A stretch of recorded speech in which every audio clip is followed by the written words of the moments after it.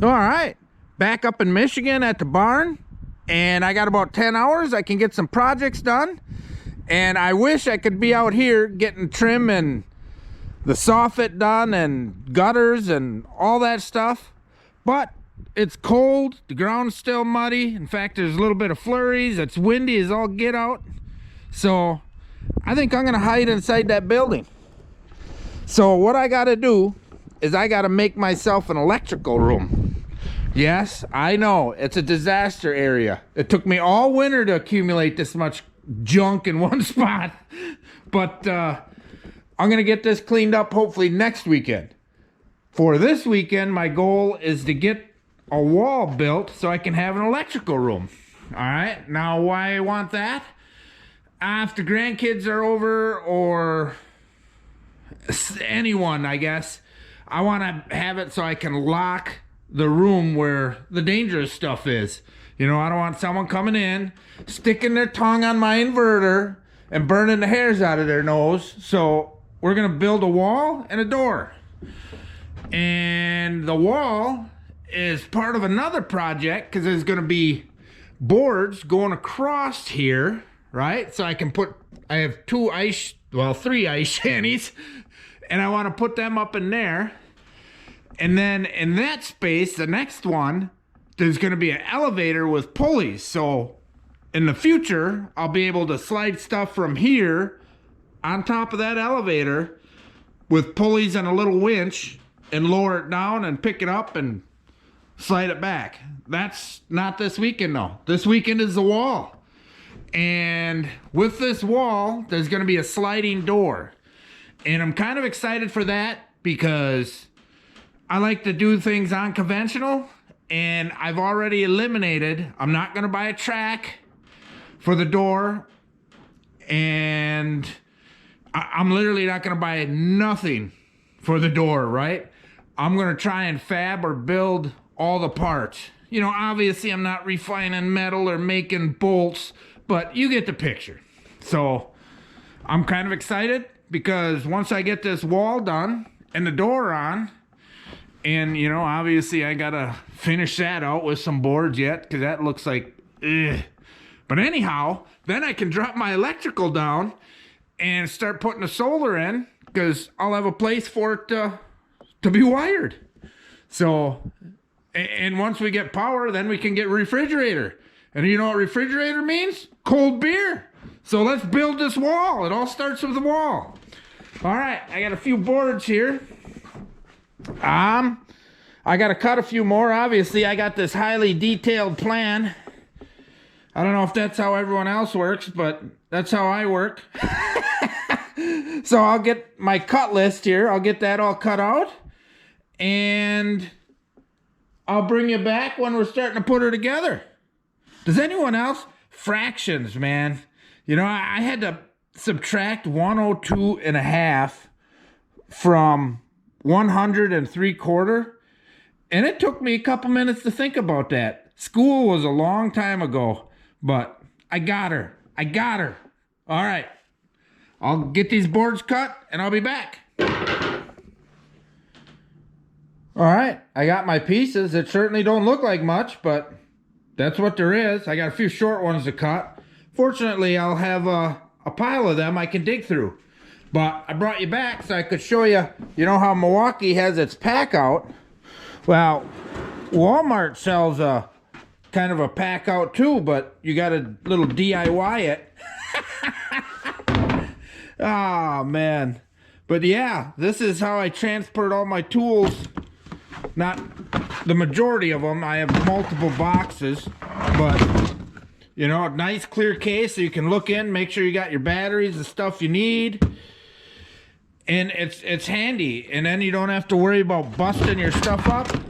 And the investment is, man, I can't remember, but it's not much, a couple bucks. And then the foam, I couldn't find any of that fit, but this is cheap. Came all the way from China though, it's got to be good. Cheap foam that they sell at Wally World. So I just notched it around my tools. Don't work too bad. In case you were wanting something like the Milwaukee pack out, but you're cheap like me, so There's options. All right, let's get these things nailed together. I'll grab a battery. I think we'll set them on the floor over there and nail the first section up. All right, last board on this part of the wall. We'll get this nailed on. Boy, when I was building the upstairs, I accidentally nailed the wall to the floor. We won't do that again. All right, now I'm not going to put the top plate on till it's up there. Yeah, that'll be easier. All right, so if you do something odd like this and build it without putting the top plate on, because the top plate may not clear all this stuff that's in here, then you got to take something about the width of your wall, so it really only works for a short section of wall, and use that to flip her up. Otherwise, you'll end up yanking your nails and stuff out. That's no good. Trust me. Alright. Spin you around so you can see what's going on. Alright. So, I'm going to slide this over to our line.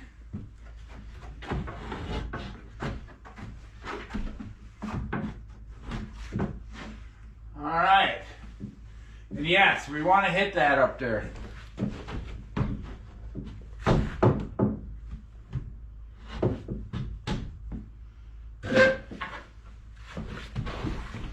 Woo!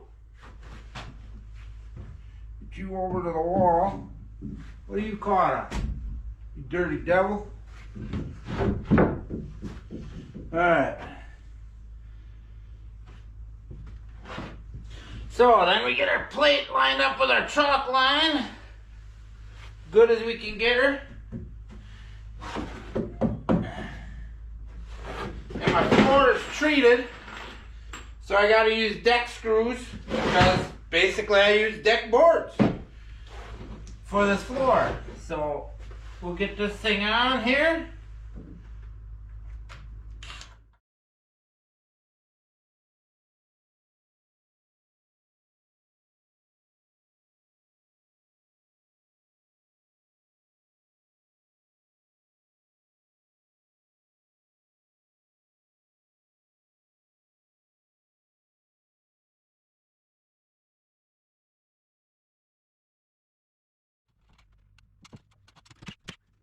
Non-load bearing, I don't need double plate.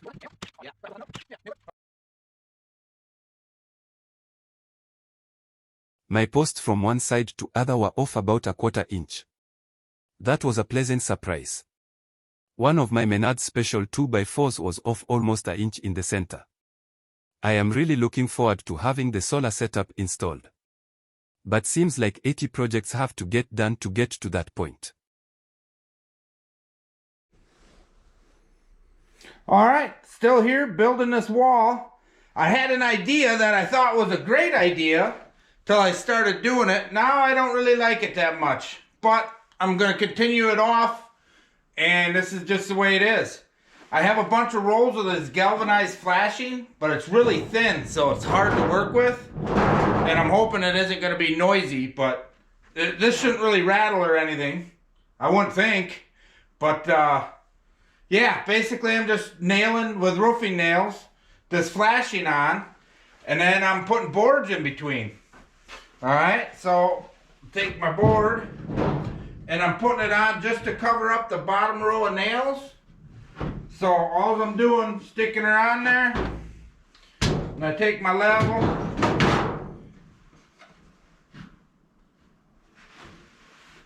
and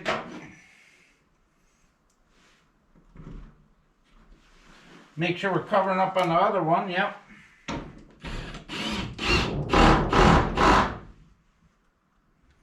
Still level? Yep.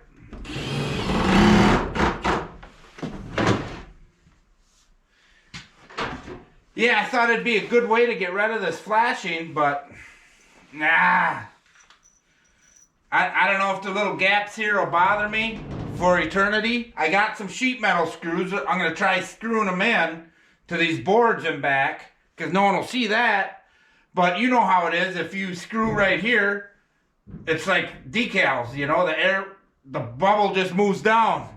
So this will never be perfect, but it is a barn. So I guess it's okay if it's not perfect. As I usually say, that's character. Well, not much to show doing this, so I'll try and see how far I can get. I don't know if I have enough boards to finish it, but I'll show you what it looks like when it's done. Well, I now can call it an electrical room. The wall is, I would say, 80% done. There's a few things I got to do here. I'm going to cut some trim, 1/2 inch thick, 2 inches wide, to cover up where you can see the screws. The reason I didn't do that yet is I have to design and build my track for the sliding door.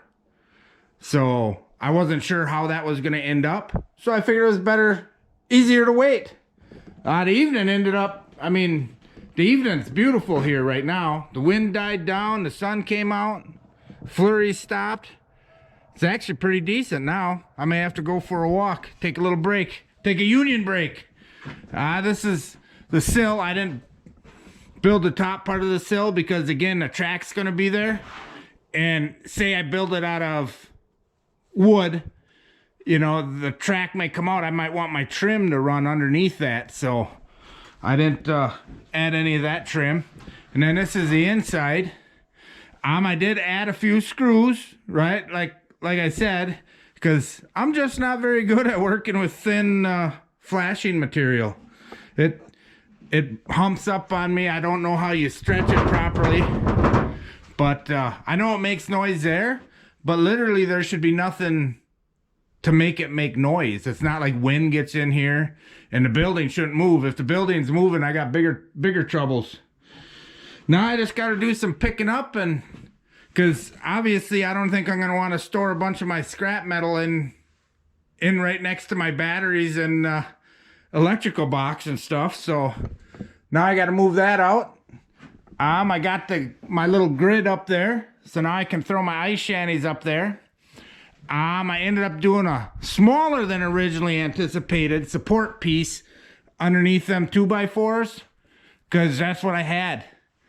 But I wouldn't do a jig up there, but I feel pretty safe sliding around up there. And all it's going to hold is some plastic ice shanties because I got a couple of them things. So there. First part of the day. Now it's starting to get evening, so I'm going to eat, and now I get to do interior work until I get tired enough to fall asleep. All right, let's get in there and do that. Yep, still working on the ceiling. I only got a couple boards though, so I can't get too crazy here.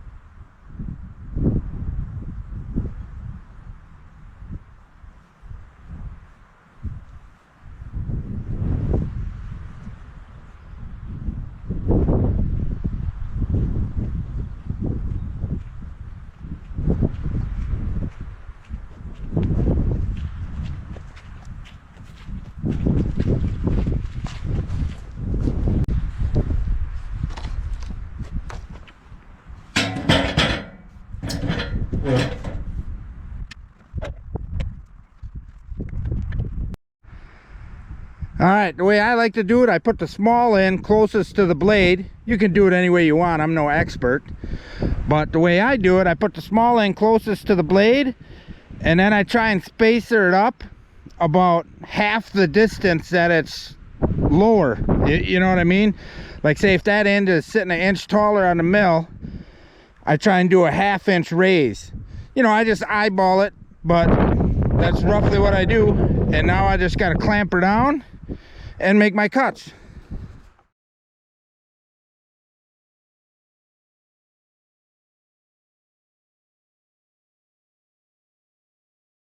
If I could cut wood this fast, I think the Lorax would visit me. I love cutting boards, it's almost like meditation. I will say though, if you are trying to chase green paper with a manual mill, I think you would wear yourself out fast. That being said, I have sold enough boards that the mill is paid for, which completely removes the stress of ownership. But doing that required a lot of cutting, and being blessed with having my own trees to cut up.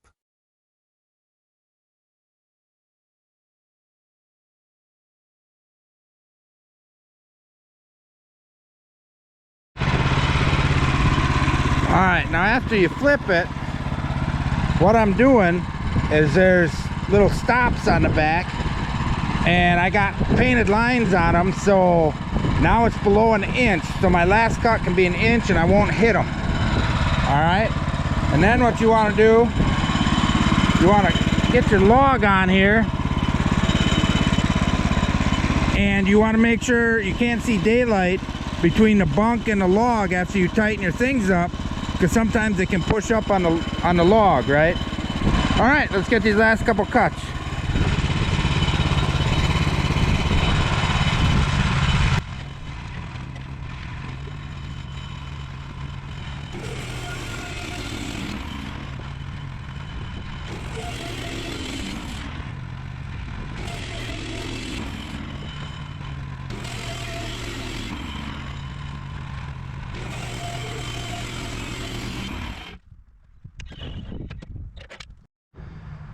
All right, there's one log.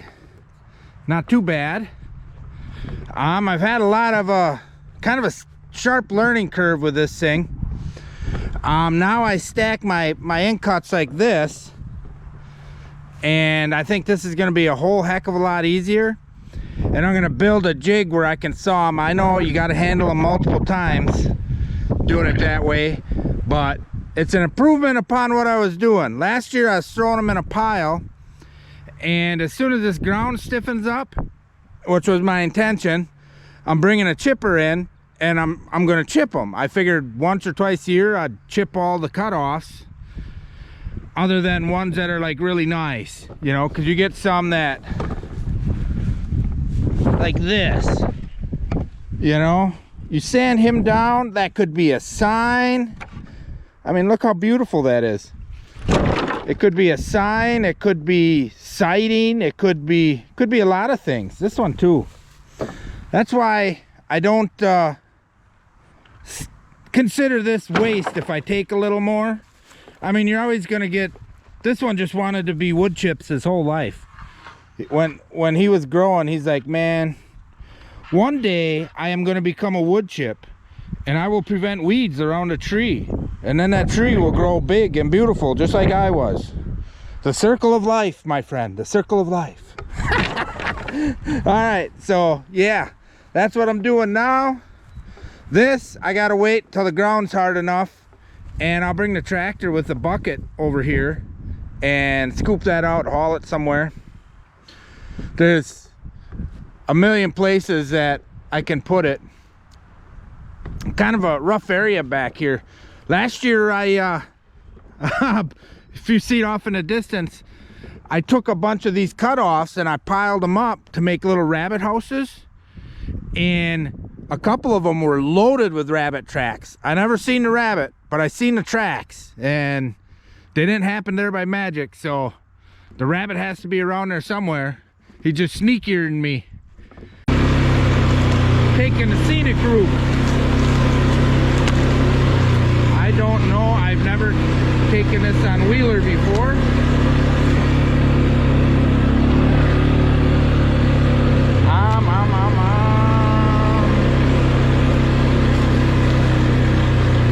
Ooh, ooh, ooh, ooh.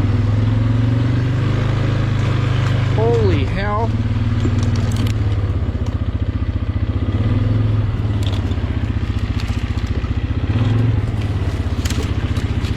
Jeez Luigi, into the hole,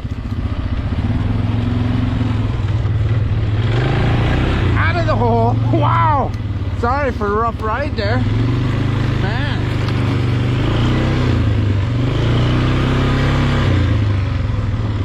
Don't worry, you're safe. I actually used to race four-wheelers. Got a bunch of trophies from it, so you can trust me.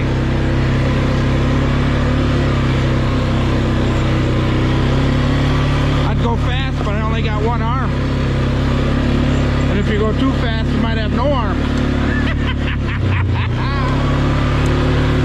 Rolling, rolling, rolling. Keep them doggies rolling. Rawhide.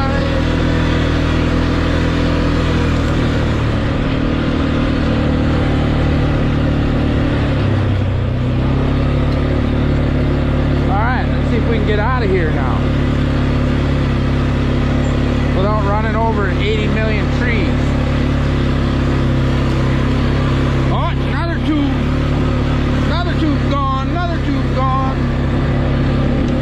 Looks like I know what I'm doing next weekend. Ooh, bump.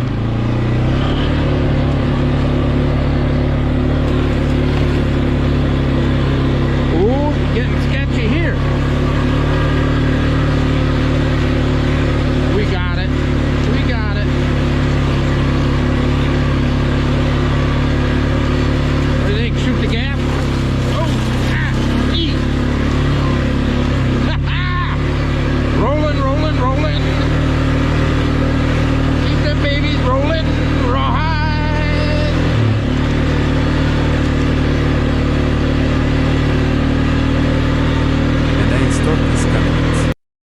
I also took a couple hours to just relax.